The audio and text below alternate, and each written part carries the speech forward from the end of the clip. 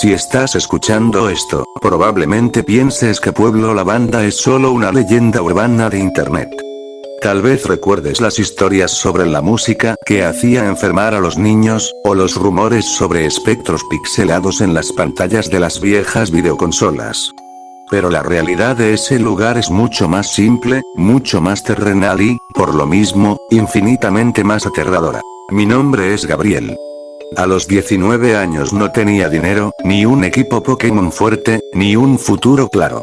Cuando vi el anuncio en el periódico de Ciudad Azafrán, donde buscaban un guardia nocturno para la torre Pokémon de Pueblo Lavanda, no lo pensé dos veces. El sueldo era 3 veces más alto que el de cualquier trabajo en la capital, y lo único que tenía que hacer era cuidar un edificio de 7 pisos durante la noche. Pueblo Lavanda no se parece a ninguna otra ciudad de Kanto. En Ciudad Azulona hay luces de neón y ruido a todas horas. En Ciudad Carmín sientes la brisa del mar y el bullicio del puerto. Pero en Lavanda no hay música en los comercios, no hay niños jugando en las calles y la gente camina con la mirada baja, como si hablar en voz alta fuera una falta de respeto para los muertos. El pueblo entero huele a incienso barato, a madera húmeda y a la niebla helada que baja de las montañas todas las tardes a las 5. La torre Pokémon se alzaba en el centro del poblado como un gigante de piedra oscura. Tenía 7 pisos de altura, ventanas estrechas y una arquitectura antigua que no encajaba con la modernidad del resto de la región. Era el cementerio oficial de Kanto. El lugar donde los entrenadores llevaban las cenizas y los restos de sus compañeros cuando su viaje terminaba para siempre. El hombre que me contrató se llamaba Tobías, un anciano de rostro arrugado que llevaba más de 30 años trabajando como encargado del lugar. La primera noche, antes de entregarme el manojo de llaves pesadas y la linterna, me llevó a la pequeña oficina del primer piso y me hizo sentar. No me habló de protocolos de seguridad ni de cómo usar un extintor. Mirándome fijamente a los ojos, me dictó 3 reglas. La primera regla: jamás, bajo ninguna circunstancia, debes tocar o intentar abrir las pokebolas que los entrenadores dejan sobre las tumbas. La segunda regla: si mientras recorres los pasillos escuchas que un Pokémon te llama con la voz de algún familiar o amigo que conozcas, no te gires ni respondas. Sigue caminando. Y la tercera regla: si llegas al 6º piso y notas que la niebla que entra por las ventanas huele a carne podrida y el suelo está demasiado frío, no subas al 7º piso. Cierra la puerta con llave, baja de inmediato a la oficina y quédate ahí hasta que salga el sol, sin importar los golpes que escuches en el techo. En ese momento pensé que Tobías solo era un viejo supersticioso tratando de asustar al chico nuevo de la ciudad. Le sonreí, asentí con la cabeza y tomé la linterna. Fue el error más grande de mi vida. Las primeras 3 noches transcurrieron en una calma engañosa.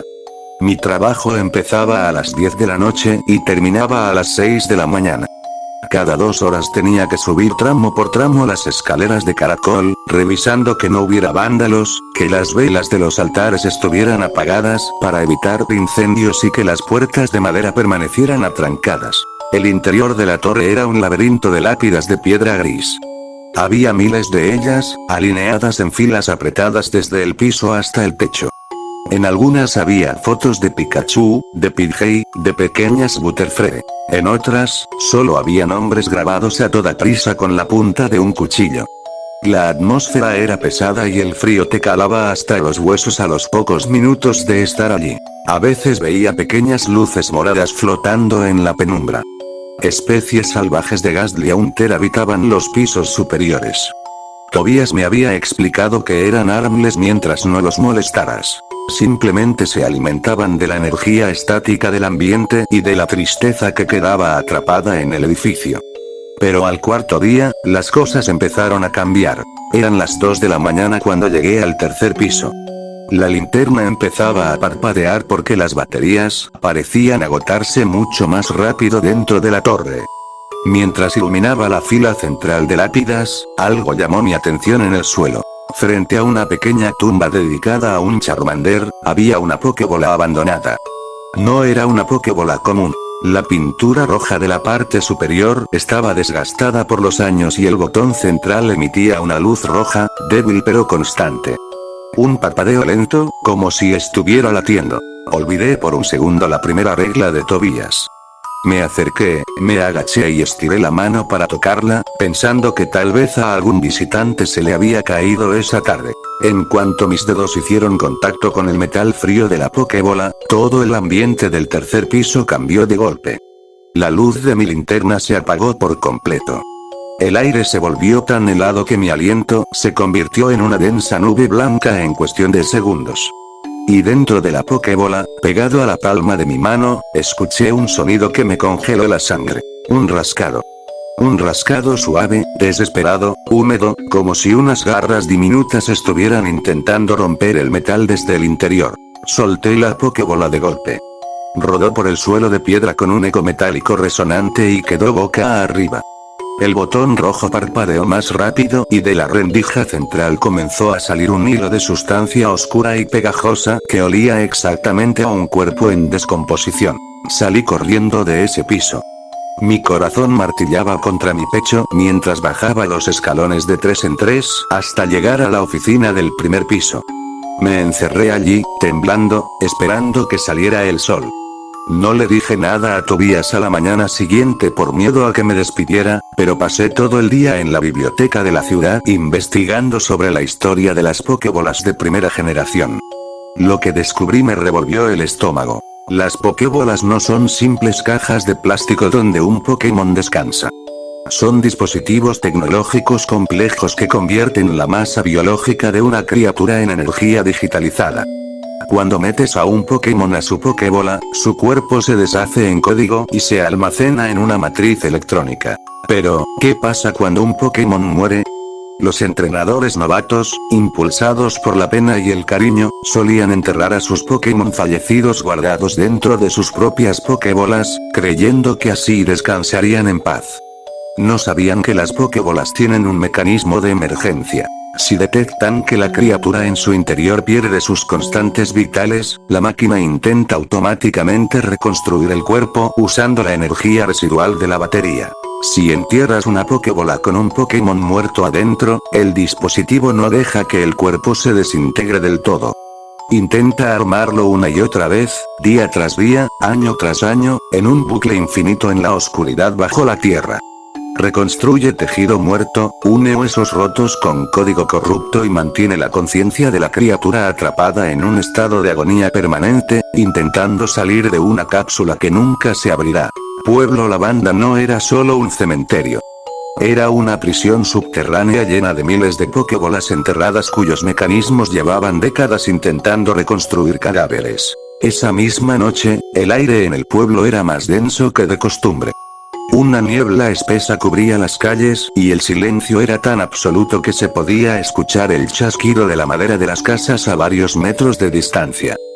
Decidí que esa sería mi última noche de trabajo. Renunciaría por la mañana y me iría en el primer autobús a Ciudad Carmín. A las 3 de la mañana, subí a hacer mi último recorrido.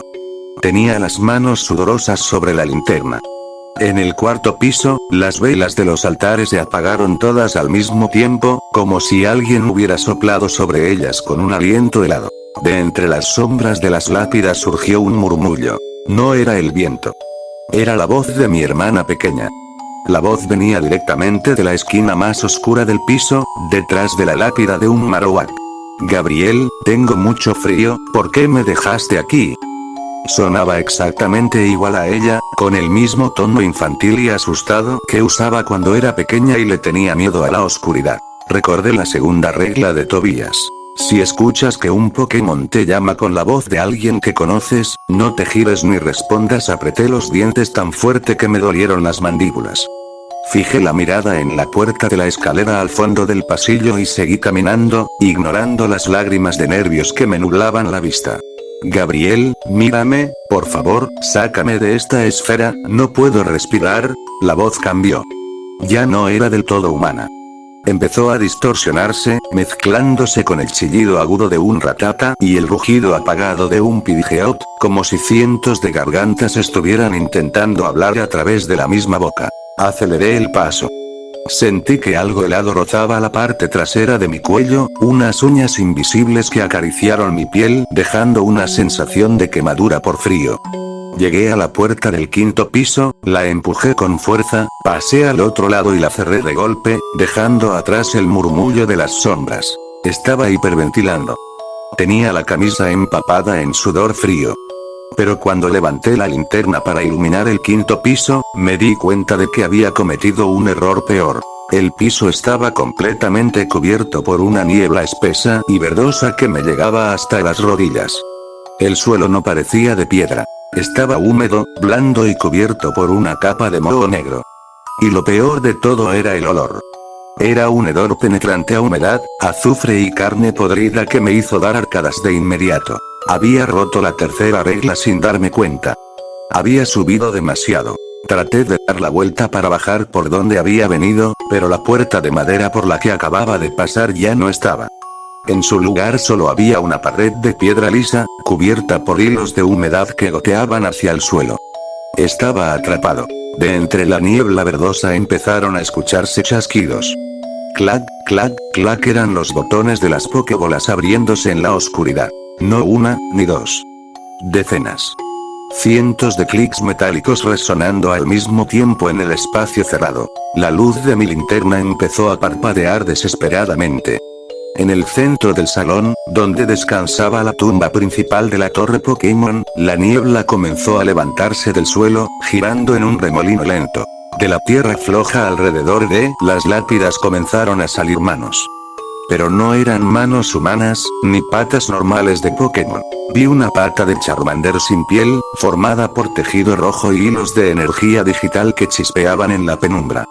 Vi la ala rota de un Golbat pegada al cuerpo deforme de un Ekans cuya cabeza había sido reconstruida al revés por el código corrupto de una Pokébola dañada.